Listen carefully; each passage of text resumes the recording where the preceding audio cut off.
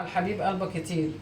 حبايبي واخواتي، انا النهارده هعمل طريقه الحواوشي. بصي الرغيف اهو فتحيه، عشان انا فاتحه العيش ده كله. فتح سهل وبسيط يعني، مش هياخد غلبه.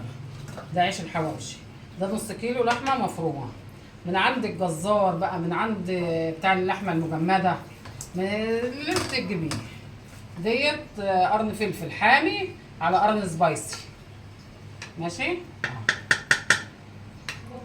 دول بصلتين كبار بشراهم. دي التوابل من عند العطار، انا متعامله مع عطار حاجته نظيفه بصراحه. فدي التوابل سايبه، فيها ملح وفيها كل حاجه. عايزه انت بقى تجيبي كيس توابل حواوشي عادي براحتك، انما ده انا بجيبها من عند العطار، بس العطار لازم تكون واثقه فيه يعني. فمدينا البهارات دي بهارات جميله بصراحه، فما بتحتاجش ولا ملح ولا اي حاجه، بتبقى كلها ملح بقى، وانتوا عارفين البهارات كلها بتبقى عامله ازاي. عايزه تجيبي كيس الحواوشي عادي هاتيه. انا هعملها كده وهحشي بها العيش، وهبقى ارجع لكم تاني. رجعت لكم تاني بعد ما حشيت الحواوشي اهو في العيش اهو، وحبيت اعمل معاكم الرغيفين دول. طبعا حشو سهل وبسيط يعني، بس انا بعلم احفادي وبعلم بنات الصغيرين كده، انما هو حشو سهل اصلا وبسيط. الرغيف كده لما تجيب نص كيلو، وعليه بصلتين وعليه قرنين فلفل، قرن فلفل حامي وقرن فلفل بارد. عايزه تحط الاثنين حاميين براحتك، عايزه تحط الاثنين باردين برضه براحتك.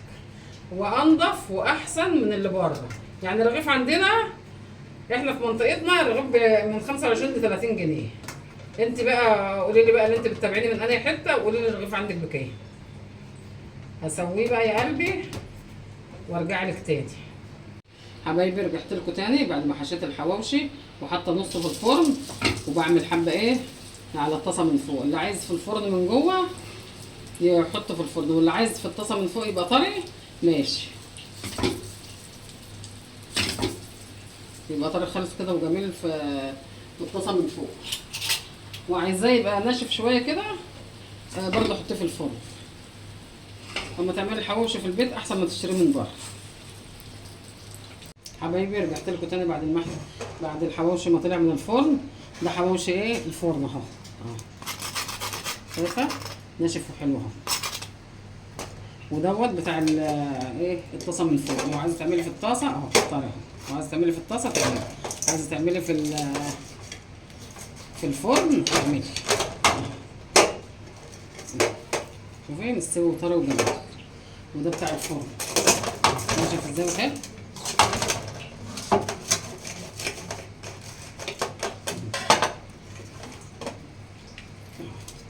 مستوي وحلو. ده اللي في الفرن، ودوت اللي في الطاسه طري وحلو.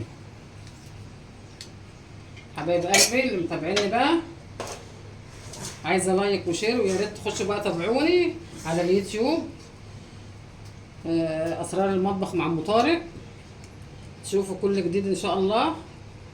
وعايزاكم تتابعوني بقى حبايبي واخواتي، وتعالوا اتغدوا معانا. السلام عليكم ورحمه الله وبركاته.